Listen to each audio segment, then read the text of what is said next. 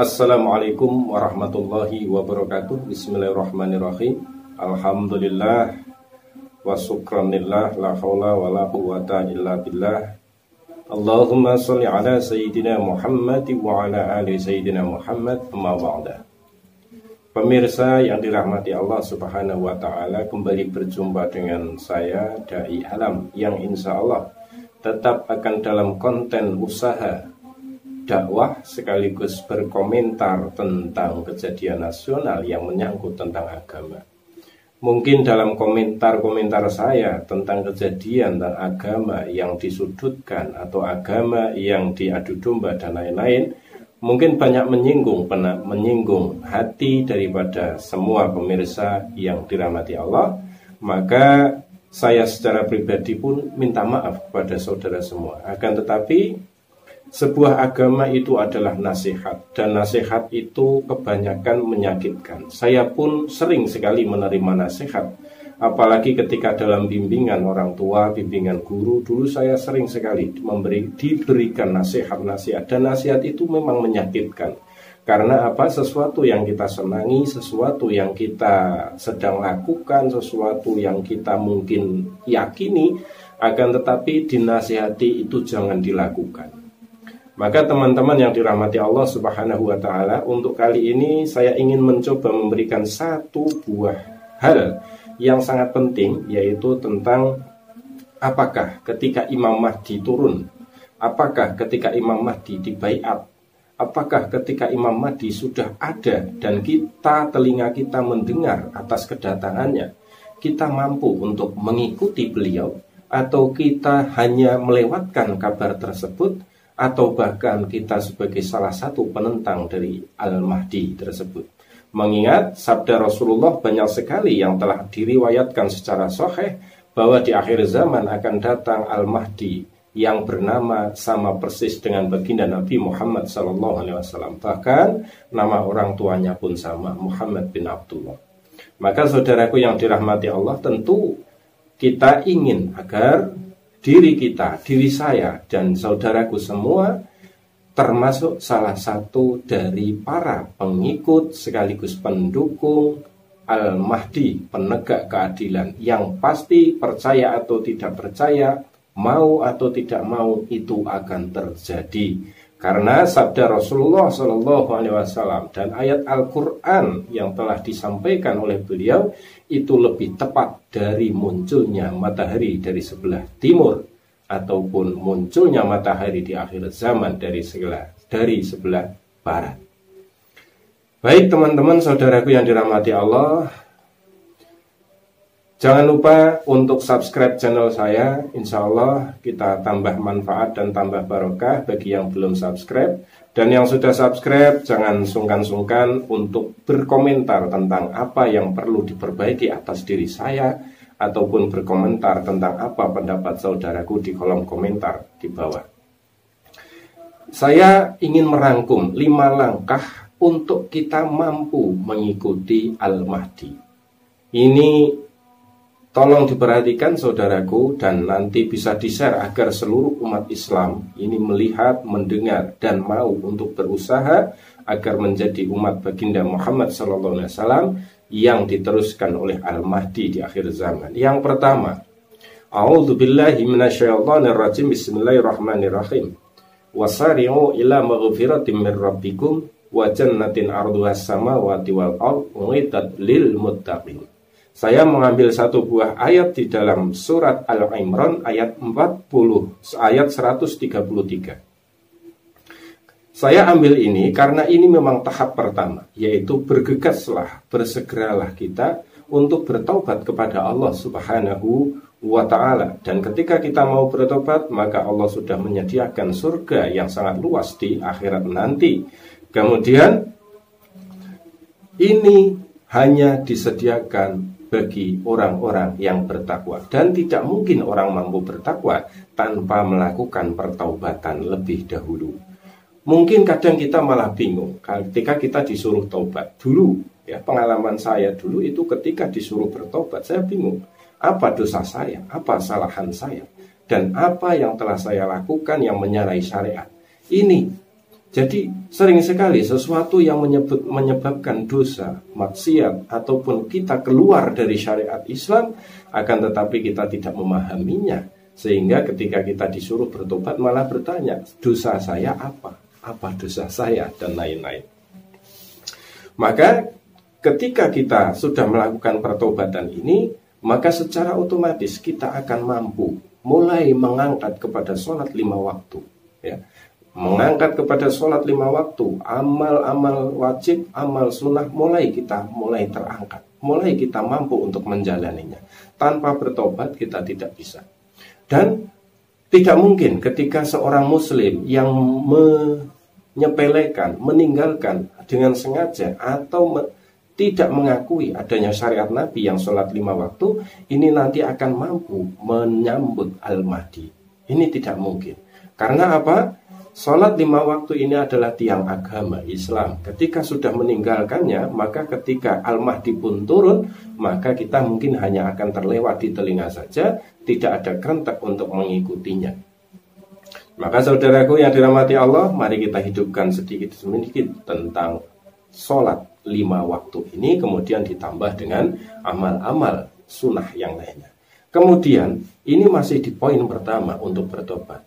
Kemudian kita berlatih untuk meninggalkan kecintaan kita terhadap duniawi, meninggalkan kecintaan kita terhadap harta, terhadap benda, terhadap tahta, ataupun terhadap kekuasaan. Kita mulai meninggalkan kecintaan atas hal itu.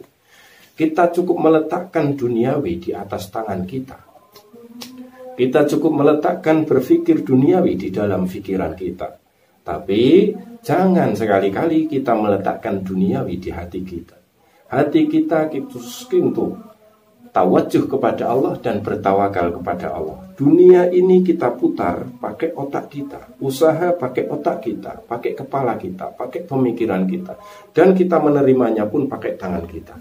Jadi jangan sekali-kali hati kita itu terlepas dari tawakal kepada Allah, sehingga tidak pernah kita untuk mengandalkan duniawi, mengandalkan usaha, mengandalkan harta benda dan lain-lain.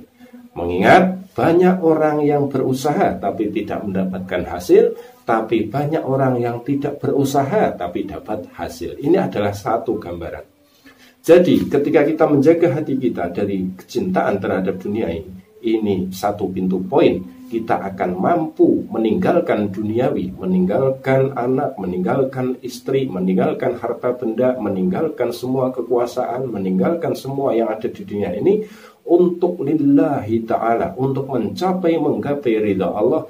Padahal dengan capaian ridha Allah ini, keluarga kita akan diselamatkan oleh Allah.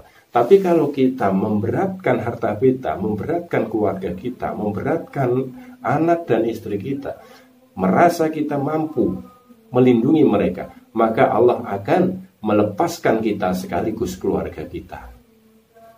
Jadi teman-teman yang dirahmati Allah, kenapa saya bahas tentang mal, tentang bata? Karena Rasulullah SAW telah menyampaikan di dalam sabdanya bahwa inna likulli ummatin fitnah wa fitnatu ummatil mal. Jadi setiap golongan, setiap umat itu memiliki fitnah, dan fitnah bagi umat baginda Nabi Muhammad SAW itu adalah harta, itu adalah benda.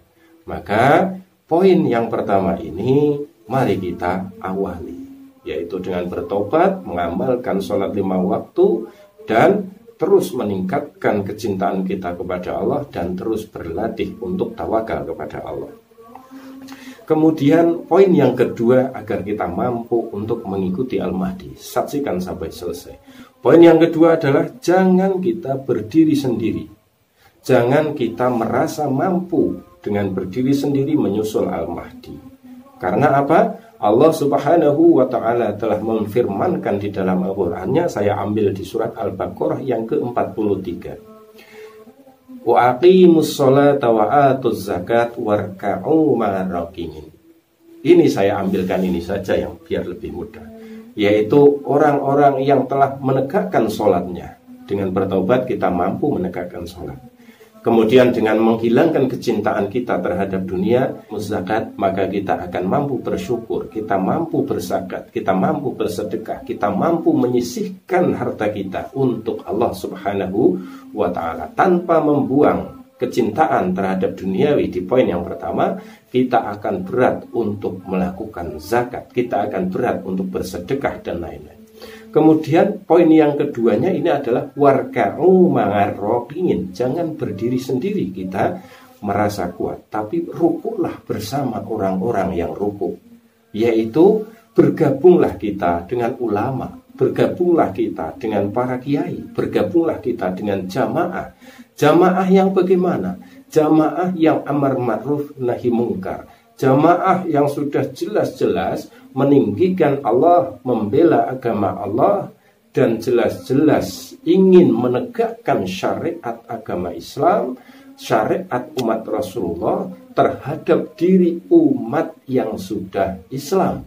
Ya, ingin menegakkan syariat Islam di dalam diri umat, di dalam diri orang-orang yang sudah Islam. Ini saudaraku.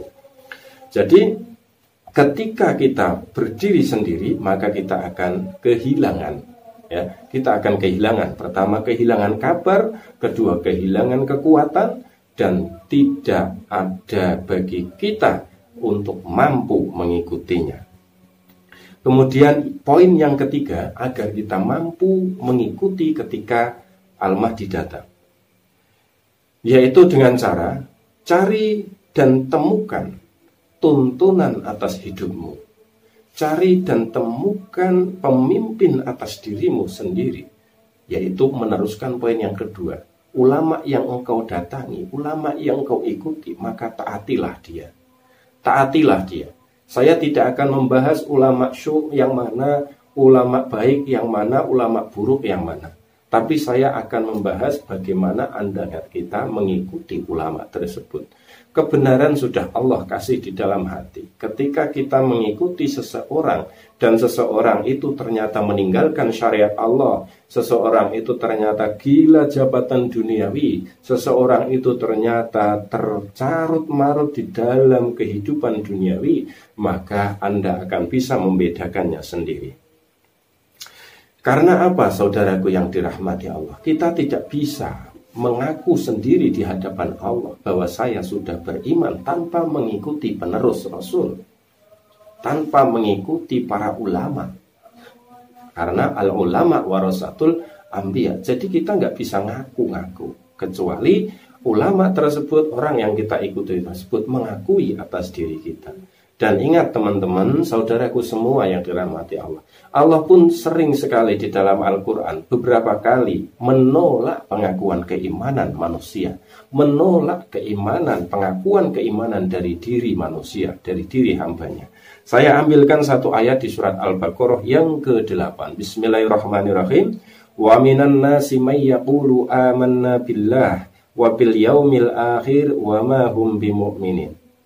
Jadi di antara manusia ada yang berkata, kami beriman kepadamu ya Allah dan hari kiamat dan hari akhir. Padahal mereka itu bukanlah orang-orang yang beriman. Allah membuka. Banyak orang yang merasa mengimani kepada Allah dan mengimani akhir-akhir, tapi Allah sudah mengabarkan padahal mereka tidak beriman. Jadi ini poin yang ketiga.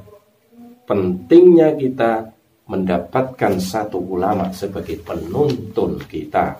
Bagaimana caranya? Kita datang, kita datangi, kita minta untuk dibina, kita minta untuk dibimbing bagaimana kita menghidupkan amal ma'ruf nahi mungkar, kita menghidupkan sunnah-sunnah Rasulullah dan amalan-amalan di dalam agama Islam. Jangan berdiri sendiri teman-teman ya. Kalau berdiri sendiri, nanti kejadiannya Anda mengamalkan sendiri, ya. Kemudian Anda menilai sendiri, kemudian Anda mengecek sendiri, Anda bahkan mengganjar sendiri, ya. Jadi kalau sendiri itu semacam itu, nanti ketemunya bagus semua nilai. Kalau bahasa Jawa itu biji dewe, ngelakoni dewe, ngetes dewe, yo bijine ape dewe. Kalau bahasa Indonesianya, melakukan sendiri, ngontrol sendiri, ngecek sendiri, menentukan kebenaran dan salahnya sendiri. Ya ketemunya bagus semua, ketemunya apik kabeh. Maka ketika kita punya ulama, maka ulama itu yang akan mengingatkan kepada kita. Kemudian yang keempat, saudaraku, poin yang keempat agar kita mampu untuk mengikuti Al-Mahdi ketika datang. Yang keempat adalah taat dan patuh. Taati, ya, taat dan patuh terhadap ulama yang saudaraku ikuti ini. Taatilah. Karena kalau tidak ada ketaatan, ini sangat bahaya. Ya.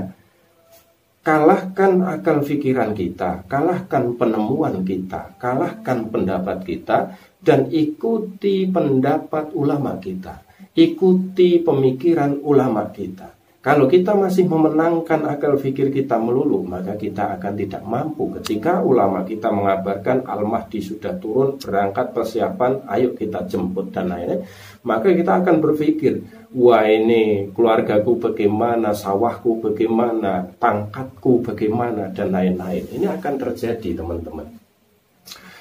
Kemudian yang kelima adalah, ini sangat penting yang kelima, saudaraku, hilangkan semua kebencian yang ada dalam pikiran kita, yang ada dalam hati kita kepada sesama muslim dan bahkan kepada umat manusia seluruh jagat raya. Hilangkan semua kebencian. Boleh membenci hanya dengan satu syarat, yaitu atas perintah iman, ya. Jadi di dalam membenci adalah atas perintah iman, bukan atas penilaian sendiri, bukan atas ketidaksukaan sendiri. Boleh membenci. Ya, ingat, orang yang membenci belum tentu orang itu kasar. Dan orang yang kasar belum tentu pula orang yang membenci. Membenci adalah ada di dalam hati kita dan diri kita. Benci, dendam, dan lain-lain. Hilangkan semuanya. Timbulkan rahmatan lil alamin atas diri kita kepada seluruh makhluk. Kalau kita melihat saudara kita yang sedang salah, ingatkan tanpa kebencian. Kalau kita melihat diri kita yang salah dan diingatkan oleh orang lain, maka terima ingatan itu, terima peringatan itu tanpa kebencian.